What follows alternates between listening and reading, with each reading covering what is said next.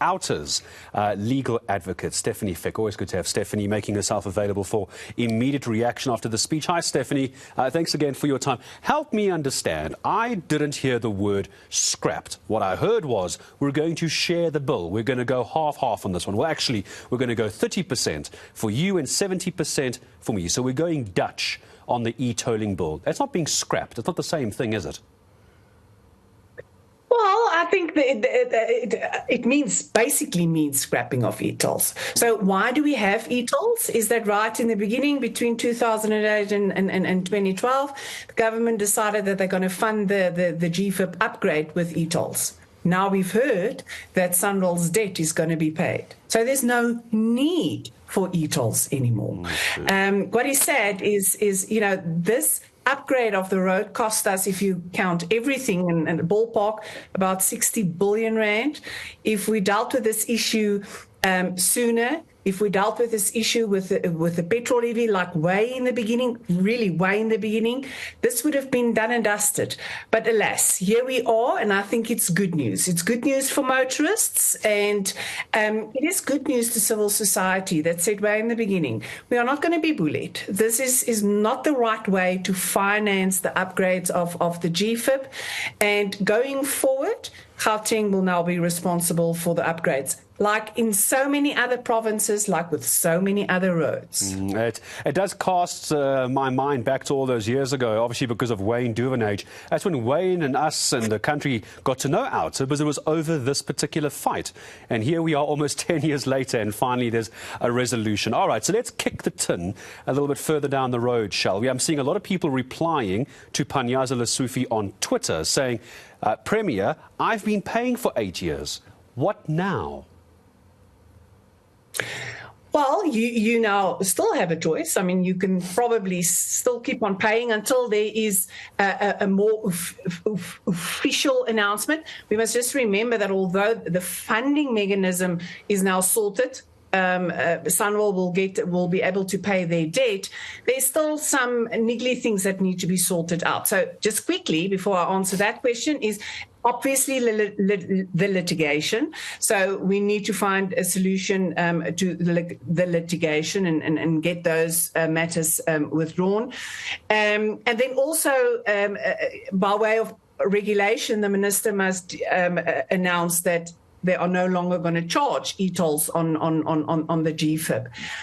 Fortunately or unfortunately, if you have paid for the past 8 years, you're going to lose that money because you decided to pay for a scheme that in terms of legislation, they could charge you those amounts. So it was, you applied your mind, you choose to pay. So unfortunately, this is not something that you will be able to claim from government. Government, you paid that money in terms of a scheme we say is unlawful, but it was in terms of legislation. So unfortunately, you won't be able to claim that back. Yeah, it's not like you kept the slip from a Christmas present. You go back 2 weeks later, you can still exchange it and get your money back. I'm afraid you can't.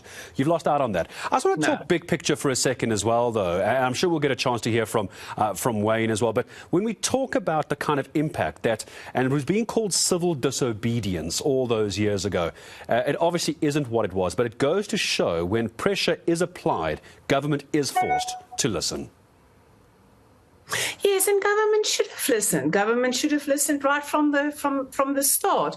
I think, you have to talk to Wayne and the guys that started way in the beginning to really get their feeling. I mean, as a team, we are proud of how far we've come. This is our longest running project, and kudos to the brave individuals that started this journey, and to everybody that finished this journey, but also to each and every motorist that said, yes, we agree. We are not going to be bullied into something that there was no consultation. It's not the only way to do this. It's not going to work. And that government didn't listen. And yes, you can call it civil disobedience. There's a lot of other things in the past that was the same route, but it is heartwarming. I think we need some positivity in all of this. And I think this is a positive move at the end of the day, and positive for civil society. You know, that your that how you feel still counts. Although it took like 10 years or 8 years to get this done and dusted. If we stand together and have our voices heard, you know, eventually government does not have a choice but to say, yes, you're right. I want to talk as well, because I just want to go back to that 70% for national government, 30% for Gauteng government as well. You'll all know this from the world of marketing. No such thing as a free lunch. Where does that 30% legally come from? It's not as though e-tolls have suddenly been scrapped and the money and the debt vanishes. There's still money owed to lenders and creditors. Where does that come from legally? How could that work? So the Gauteng, the provincial and local governments, all get money from the fiscus. So they get money in order to deal with their business on a provincial and local level, and also, you know, on local and provincial levels, there's certain, let's call it taxes. I don't want to get too technical. That, you know, that's their income, and then they can spend their money. We must just remember that, you know, local government already has got certain roads that they need to maintain and upgrade. So that's not a new thing. And in fact, it's the local government roads that is such a headache, you know, with all the potholes.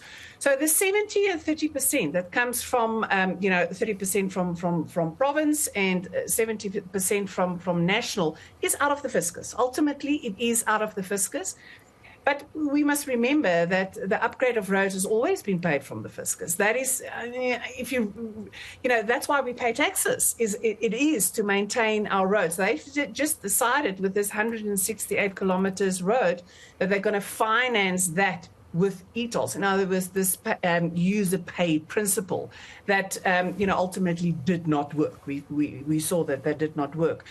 Just to put people, you know, to appease people that is saying, yeah, but, you know, there are no money in the fiscus. Yes, government should look at their expenses and curb their salary bill, et cetera, but national government has been paying for the GFIP upgrade, for e-tolls specifically, since 2018. I mean, before this 23 billion rand that is now allocated to SANRAL and the 10 billion from Gauteng, SANRAL has already received in the region of 22.4 billion rand to cover the bonds and to pay their debt. So if they receive all the money now, that means that all those debts will be covered. So basically, the roads will be paid for.